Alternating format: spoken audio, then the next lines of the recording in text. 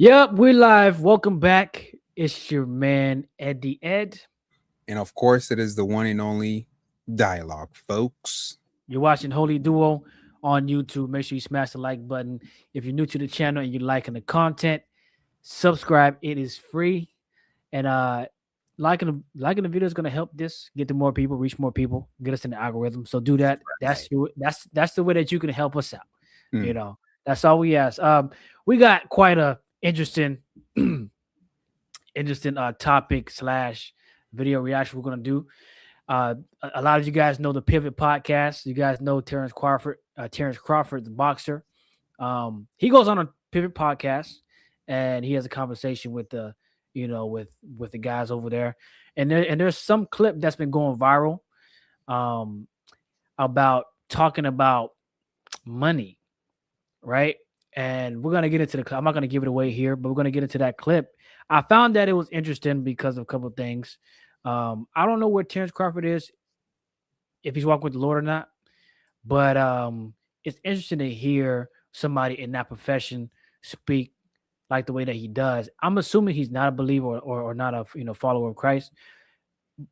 And if that's the case, to hear him speak the way that he speaks is very interesting because not a lot of people are like that, that are of the worldly mindset.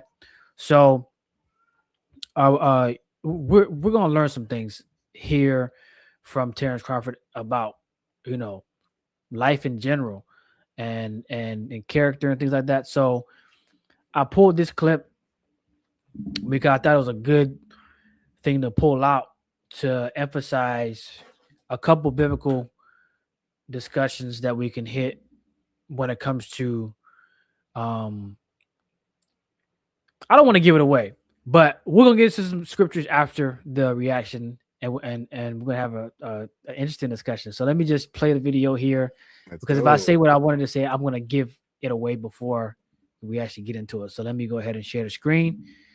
Um, and yeah, did I miss anything? No, you're good. You're good. All If right. people see me moving a lot, it's because I'm in my basement and Oh, it's cold out there. it's freezing in the basement, man. So I gotta keep moving. Oh, he up north. He up Yeah, I'm north. northern now. Why do my thing gets? Hold on. I don't know why my screen does this. Okay, there we go. All right. All right. So, Pivot Podcast, Channing Crowder or Channing, I forgot his name, Channing, and then Crawford. Let's see. For your family. I always say everything got a price. Because people say, like, I love my dog. I get $100. No, I get $1,000. No, I get $100,000. Hey, you can have him. Like, my thought is everything has a price. There is not a number that can get you back in that ring. 80 million, 100 million. Nah, because now you selling your soul. $100 million, you can have my soul. That's you. Now we know your character. Sometimes, you look at people and you be like, dang, man, you ain't got no dignity. You ain't got no morals. Like, come on, man. Like, what you gonna stand for if everything is about money? Like, I never was in a sport because of money. Of course, I was in a sport to make money, but I wanted to be a world champion. Yeah. I wanted to do something that I set my sights out to do as a little boy. And money wasn't the motivation. Me being a world champion was the motivation. Me accomplishing all the things that I've accomplished along the way on my journey, it was extra credit. It was extra credit because it's coming from the hood. It was like, man, I just want to be a world champion because that's just my dream. So when I became a world champion, it was just like, man, all this other stuff is like a cherry on the top. Like, you know what I mean? I did what I set my sights out to do. Wow. It was evident that I wasn't gonna let nothing stand in the way of me accomplishing that goal in my life. I was just like, my mom. Boom. I mean, first thoughts of you of the video the portion we saw. First initial thoughts. I don't know why he's so like brick face. I was like, well, does he not show emotion? But anyway, move past that. First thoughts that came to me was we all start out with a vision. We all start out with something that we want, but then along the way, distractions and of course money ends up taking a hold of that vision and basically tying it down. So that was my initial first thought. Yeah, that's actually one of the points I wanted to go to. But there's something that in the the discussion that we're having where Channing, he was saying for 100 million, you could have my soul. That was crazy because I think he was really serious, meaning like he really wanted the money. Yeah. But I think if he knew what that meant for real, I don't think he would, say it like how he said it. But I wanted to point out, like, that's how a lot of unbelievers are. That's how a lot of people are, in general. Like, to gain money is that important. They would give away what they value. Like for the example of his dog, like you value your dog, some people even put the dog as another family member.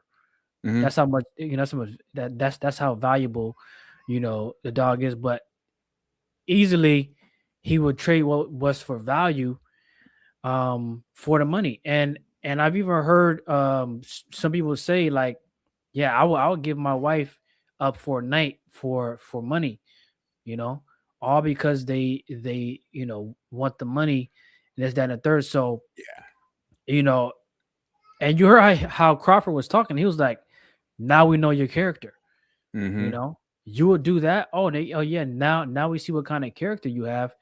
Like what levels you will go to just to obtain money and get money. And that's a great thing to point out, in general, because if you have values of some sort, there are things you're just not going to do no matter what the reward is.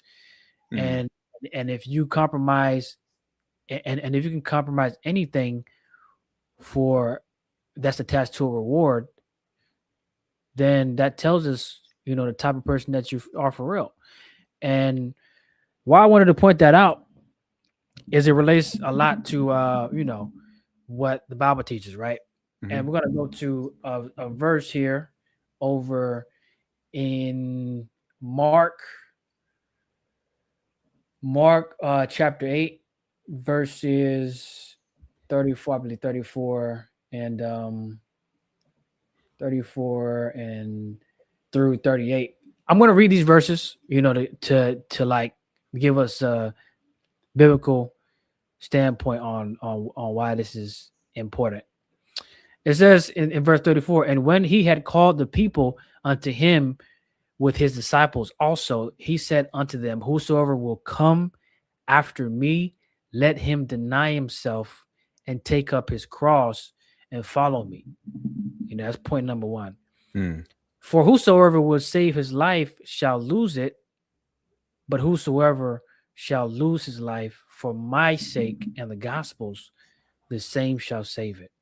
For what shall it profit a man if he shall gain the whole world and lose his own soul? Right? Or what shall a man give in exchange for his soul? Right? What's the value you put on the exchange of your soul? Now it says in verse 38, to sum it up, whosoever therefore shall be ashamed of me and my words is in this adulterous and sinful generation, of him also shall the Son of Man be ashamed when he cometh in the glory of his Father with the holy angels. So we see like, if you value so intently the rewards of this life, you will profit up to the whole world, but you're gonna lose your soul because you would have forfeited everything that you stand for in its proper form just to exchange your soul for, essentially the good things that you want to obtain. Like you'll go to a level even to where you can exchange your soul for that. And literally Channing was like, hey, you could have my soul for 100 million. Mm-hmm. That's his price. And we know that the enemy will try anything. He even tried Jesus. He said, hey, bow down to me and I'll give you all these things. And guess what? That you realize in that temptation that Jesus had to, go through. The devil did have that to give, because if he didn't have it to give, he wouldn't try to exchange for it, or he wouldn't try to give it. The devil, see, the thing about the devil is that he's a craftsman. He will tell you the truth with a lie in it that's packaged in a way where you can't see it. So the devil also tells the truth, but guess what? It's always not for your good. It's always for him to gain and for you to lose. So with that in mind, when he offered Christ to bow down to him and that he'll give him everything, he was trying to exchange Jesus' position so that he can take Jesus' position and that Jesus could take his position, which is being over this, being the prince of the power of the air. And that's a deep cut that I didn't really work myself up or I didn't really, pan out for you guys. But the point is that it'll always be to your downfall when the enemy is trying to offer you something. And a lot of people exchange their souls, right? Offer up what they stand for, offer up their values and themselves for fame and all the extra thing that we can cut into. But we have to understand, like, this is not going to give us in the end what we actually want. And when you leave here, you would have forfeited a much more valuable reward or exchange. Basically I'm saying you exchange something that's so valuable that it lives in eternity. And now when you go to eternity, whatever you exchanged, that's what you're gonna have in eternity. So if you exchange, and this is how it said in the scripture, if you want to lose your life to gain it, meaning if you want to deny all the sinful stuff that you naturally want to do and follow Christ, if you want to lose that and gain a life with Christ, you would have actually gained your life, because not even in this life, but in the one to come that's eternal, you will be with him forever and not in eternal damnation. I'm kind of even swiveling from where I'm trying to go, but oh, my mic. But any thoughts on that before we continue? The thing that kept coming up in my mind was a lot of people say soul, soul, soul. And some time ago, I was looking a little bit into what a soul is. And, I stand corrected. I could be wrong. I could need refinement on what this actually means. But what I came to understand was your soul means this. You have your spirit man, which is your untouchable, your intangible. It exists in the spirit. And then you have your physical body. Your soul is where the two come together to exist, right? So your physical and your spiritual, they come together, you form thought. Your thought, your ability to express in this world, is neither physical nor spiritual. It's like a median, it's like a center thing where things are processed and then come forth. So for example, that's how someone can be possessed by a demon and manifest it in reality. There's a median where the soul is expressing from the influence of the spiritual and the expression of the physical. So like your soul's like this medium or this medium center that like things are happening. So when you pass away, when you die in real life, in the physical, you lose the ability to have a soul. Now you're just spirit instead of physical and spiritual together. So like the soul's really deep. And essentially, when people are saying you sell your soul, you sold your soul, you're basically saying the ability for you to think and express in reality is captured or has been bought by someone. So, if, for example, if you sold your soul to Nike for the rest of your life, Nike now has the rights to how you express yourself and essentially how you think about yourself. So this dude is saying, yeah, I would sell my soul for $100 million. The Now you catch just lost it. is, huh? I said, yeah. Now you just lost it. You just lost the ability to live the life you want. Exactly. You can have the car, you can have the ladies if you want, you can have the house, you can have as many children, but your ability to express yourself in this world and to think for yourself is now being held captive by someone else. So I just wanted to say that real quick. Yeah. And there's a couple questions that came to my mind that I didn't write all of them down, but to something you said earlier on the first initial thoughts. Can you remind me of that again? The vision we usually have at the beginning gets lost in translation because things end up snaring it down. And that's a great point that also Crawford was making without saying it, especially is that he was saying my goal was always to be world champion. He wasn't chasing the money. Of course, he needed money to survive, take care of his family, but that wasn't his main chase. A lot of people chase just that. And even the goal, chasing the goal, you know, could be in a healthy way as well.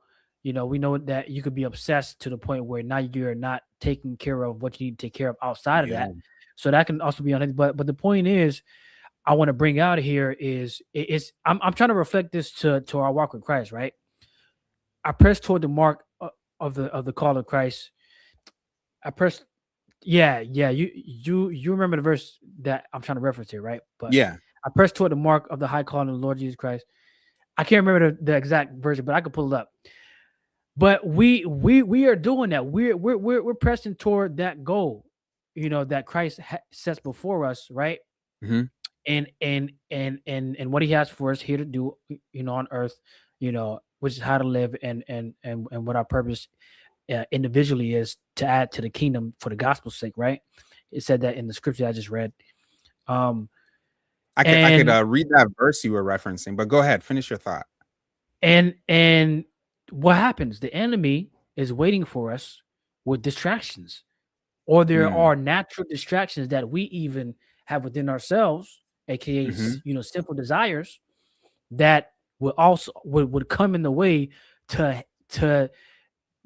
press us down from reaching the mark, from reaching the goal on the goal on where we're trying to, I guess, go from glory to glory to like advance in the kingdom, advance to where the Lord, you know, has for us, or to what the Lord has for us to do.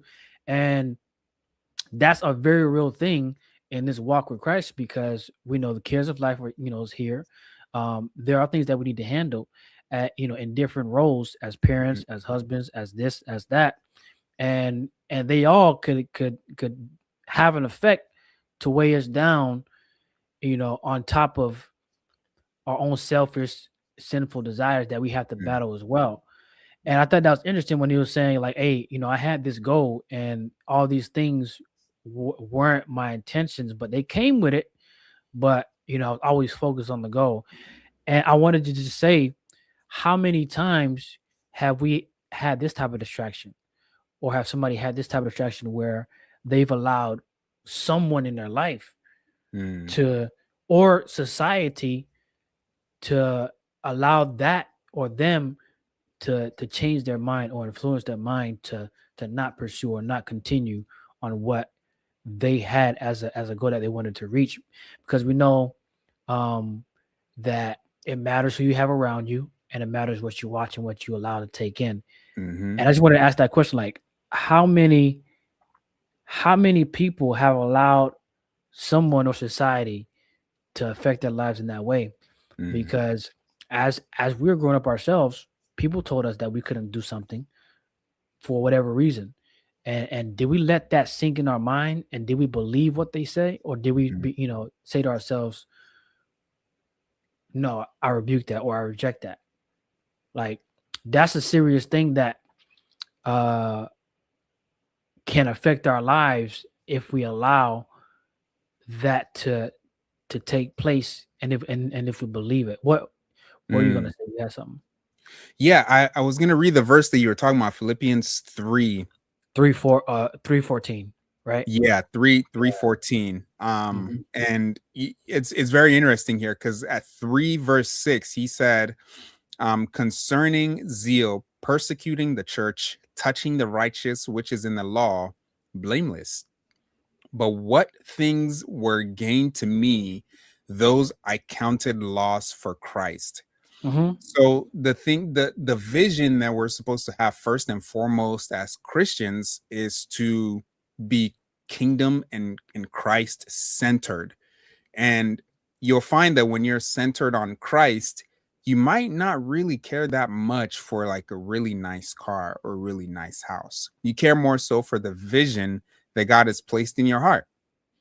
Or the vision that you find is pleasing to Christ. So at 14, when he says, I press toward the mark for the prize of the high calling of Calling. God in Mhm. Christ Jesus. Well, does that look like $100 million? It probably wouldn't. If you're a Christian, it probably wouldn't. Christians would say, well, I could take that 100 million and do a lot with it. But you forget, you sell your soul for $100 million. Will you get to use that $100 million for Christ-centered things? Or the person that gives you that $100 million will say, yeah, I don't want you to use it for that. Don't use it for that. I don't like that stuff. It comes with a price, and people just think I can just get whatever I want and there's nothing attached. There's always something attached to the things that you want. You just have to make sure that the price you're going to pay is worth it. That's all. Yeah, and to man, I just lost my thought, honestly, but there was man, where was I going? It's very interesting to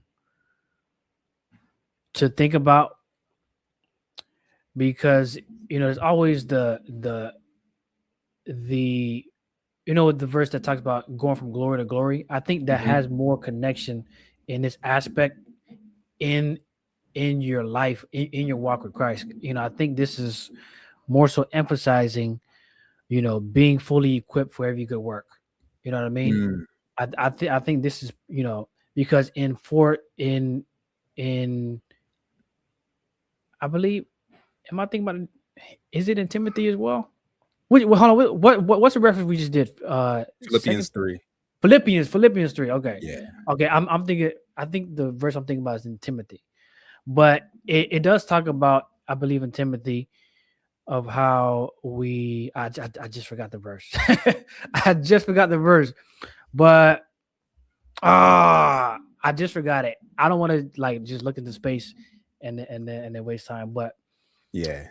it's definitely to emphasize being equipped for the kingdom, for the gospel's sake, and that is not necessarily tangibles.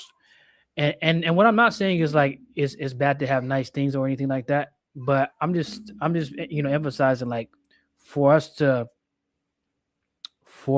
be equipped to for the gospel's sake is the emphasis I think is trying to pull out here, because I'm having a lot of brain farts today. I'm having a lot of brain I can farts. smell it. Ugh. But yeah, man. Terrace Crawford speaking this way to me was a little bit surprising, because I don't, at least he hasn't said it on TV or on any interview that he's a follower of Christ. He might be, I don't know. I haven't heard him profess it, so I can't confirm that he is. But this is one of them talking points where there's some wisdom behind it, and he definitely got this from somewhere. Either somebody older than him shared this wisdom, or he didn't get it from himself. I don't think Mm. he got it from somewhere. Like Mhm. this isn't the type of mind that people just get Yeah. by the world. You like somebody with wisdom, specifically I believe from the word of God has to bring this out for somebody to take, because Yeah. like how we know principles work for anybody. You just got to know how to use them. True. And I guess I don't understand because what and this is where he would have to expound on it, because how is it that you wanted to become world champion in your weight class and you did it, and you're the champion? In my mind, it's like once you become champion, now the possibility to make a bunch of money from the sport opens up to you. So it doesn't sound like it's a bad thing to say I did the championship and these opportunities to make a lot of money because I became a champion would go against my goal of becoming a champion. Like, usually maybe people don't usually say I want to become a champion so I can have opportunities, but like when you become a champion, opportunities open up. So when that opportunity opens up, how is it now then that opportunity goes against your initial vision of wanting to become a champion? That part I Yeah, don't understand. yeah. So listening to a little bit more of the interview, I kind of understood a little bit. So what he Mm, was saying is that there's a couple of things. To get to this level, you take a lot of beating. You go through a lot of mm, sparring, do a lot of exercise, a lot of sore days. Like a lot of beating comes with it. So he mentioned that as like, it takes a toll on you. mm, It takes a toll on your body. So you don't want to go through it no more. That's one of the things that physically is draining, and you got to be mentally strong to get through it. So that's understandable. As someone that has trained at a lower level, mm. but has gone through sports and stuff, we both know like sore days Oh and going yeah. through the workouts Little are tough. injuries. Yeah. Little injuries. So like doing that back to back and back to back and just keep on going is Mm, at a certain point you want to get out while you're not beat up. yeah. Like while you can still walk out. You know what I mean? So that's one of the points that he made. If you listen to more of the interview, he's like, "Hey, I want to get out of this with still more oomph and strength, so I Mm, can give it to my kids, so I can give it to put it in other areas of my life, and not get be like a Muhammad Ali, yeah, where yeah, yeah. he's like he's broken. You know what I Yeah. mean? Took so much Yeah. damage, he's damaged walking out of the sport, Yeah. and it's not rewarding. Like they don't reward you for getting damaged. You True. got to handle that. There is no trophy for being the most damaged boxer. Yeah. That is true. Nobody you the reward is to get out with the money and Mm, still be functioning. You know what I mean? That's mm. the reward, but they don't reward you. You have to make sure that happens for yourself by making the right moves and surviving. So that was one of the points he made. And then another point is that he already achieved the world title, Mhm. and that's what he felt what it's like to be at the top. Mm. And there's no from his perspective, he said, there's nowhere there's nowhere else to go. Like he's at the top. Yeah. You know what I mean? So at this point, that was his goal, to be world champion. He met it, and he wants to walk out Mm. with his fully functioning faculties. So those are the points that he made, and I was like, oh, those are some good points, But the part where he felt like he was going against his morals part, I was still hazy on that as well. Mhm. But I guess if you look at it from he already did it, and to do it again or to stay there is like it's in his mind is no need, because he already got that victory. Mm. And even he said whether he would have lost or won, he would have retired anyway. So his plan was to always retire either or. You know what I Mm. mean? So it's very interesting to think about. And then like, you know, on his way up there, he made a lot of money because he had to beat champions. So Mm, to beat a champion and to move on to another one, the checks are getting higher too. So he's made some really good money yeah. over the champions that he's fought and won. So getting up to that pinnacle, it wasn't a waste, or it's not like he didn't have opportunities that came. He still had opportunities that came, but it does make sense to stay at the top for a little bit because more opportunity is obviously going to come, Mhm. but he don't think it's worth it. Interesting. I mean, even the way he talks now, you could tell like it's a little bit slow. I don't, and no one can say, oh, this isn't how he always was. Or he started really young. So like you taking beatings from a young age, you're definitely gonna lose some faculties at by his age. You know what I'm saying? So yeah, maybe he's come to realize that, or maybe he's known that, and he's like, yeah, I'm not doing that. Because what's the point of all the money you're gonna make if for him in like 10 years he's gonna be like super slow, can't put words together right? Like, what's the point of all of that, man? What's the point? What's the Yeah, I point? mean, Yeah. I'm not gonna lie. I think Floyd Mayweather is definitely one of the best examples to look at and how to do it. He made a lot of money. Mm, He's still super sharp and he's in shape mhm. and he's not damaged. You Yeah. know what I mean? Like that's a great way to exit. If I was doing that, I would want to exit like Floyd, Mm, making all the building my wealth so I can take care of my family, extend mhm. build systems and keep that's Yeah. great.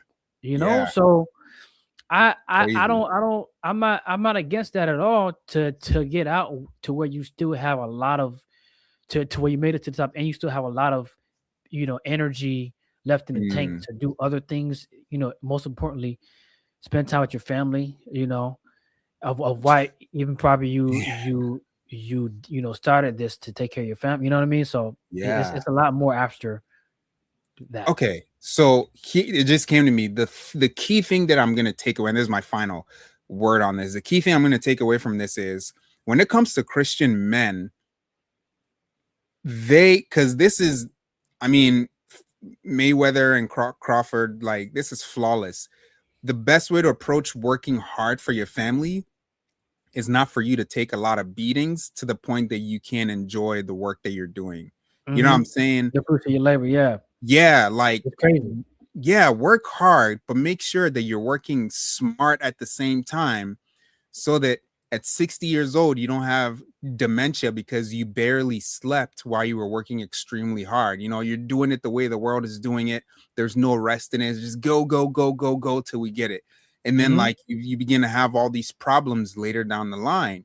So like the key takeaway is like, man, like work hard, but make sure that you're recovering and doing the things that you need to do. You're not losing your hard work because you're recovering properly. You're going to lose more hard work in the future because you're not going to be able to enjoy it. So man, that's my takeaway from this. That wow. Yeah. Yeah, and I had something to add to that, but I forgot. I don't know what's Ay, going ay, on. ay, My thoughts are man. just going and coming, but it was something along the lines of, um, oh yeah, people always want to say, you know, work hard, never sleep. That's foolish. Yeah, that's All crazy. those, all those hard. Look, we always joke about being tough and hard and stuff like that, Mm-hmm. because it's just fun and funny. But you have to do things the smart way. Is Yeah, it working a hard labor job is going to take a toll on you, so the point I'm trying to make is yeah, it's not about working so hard, it's about working smart to where when you're working hard it's only for a brief moment because you're working smart to where that moment is significant so that things will be easier. right. It doesn't make sense to work hard and never get better or never advance. That's why technology and that's why society is better because we worked hard at a certain level what we had, but then when you build on that, it's supposed to get easier. If you're Exactly. building and it's getting harder and harder to where like you can't, to where your energy is drained, you're not doing something right. Yeah. We're supposed to build to where it's easier. Now we Mm, don't have to do all this extra going to the lake to get water because now we built a system the water can flow through now. Now right. I'm gonna walk the miles. Okay, I built a system to where the water can flow now. Now I Mm, have a system where I could just tap something and the water just, you know what I mean? Like we're Mhm. supposed to be advancing, but put in the hard work so that the advancement gives us an advantage. And now we Yeah. don't have to spend time away doing it because we've made it more efficient Yeah. and it's smarter. It's working for us. You see what I'm saying? So Mhm. so when I hear people say, never sleep, X, Y, and Z, work hard, no, like that might sound cool, but in reality, it's not a good system. Yeah. And Yeah. so bringing it back to walking with the Lord and how distractions and things could pull you down, you know, when we are in this walk, with Christ, we have to understand that we also should build systems that'll help us be successful Mm. in our in our in our personal, sinful habits. There ought Mm. to be some system in there that we can use that'll make fighting our personal sins that are attractive to us easier to fight off. You know, so that you using that principle, you can apply it in your life in Yeah. in that area, in this area, and that's what we ought to do so that we can go from glory to glory, so that we can be Mm. better equipped, so that we can be, this person that the Lord, wants us to be. Mhm. But because of the distraction and because of the enemy's influence, if we allow that to take precedent, we're gonna be slow to advance. Yeah. So that's what I wanted to conclude with that. Mm. Don't sell out and try to get it the easy way, because the easy way is never meant to last long. The easy way is never meant for your success in the future overall. The enemy is always going to offer you something that that is attractive, Mm. but you're going to find out at some point in time it was always for your destruction. Yeah. And Crawford definitely pointed it out, whether he knew it or not. Showing your character in that light of selling your soul tells us about your character, True. and that matters when you look at life. So that's all I got for you guys. Yeah. I knew I had a lot of brain farts, but definitely drop your thoughts in the comments. Let us know what you thought about anything that we said. Whether you disagree or agree, or something that we said that was kind of strange that to you. If you want to ask us a Mm. question, drop it in the comments below. Let us know. Anything else you got, D? Nah, man. You nailed it. All right, hey, we're out. It's your man Eddie Ed, It's dialogue, folks, and we're only holy. because he is. And remember, Faith don't come expensive. it's It's free. free. Peace.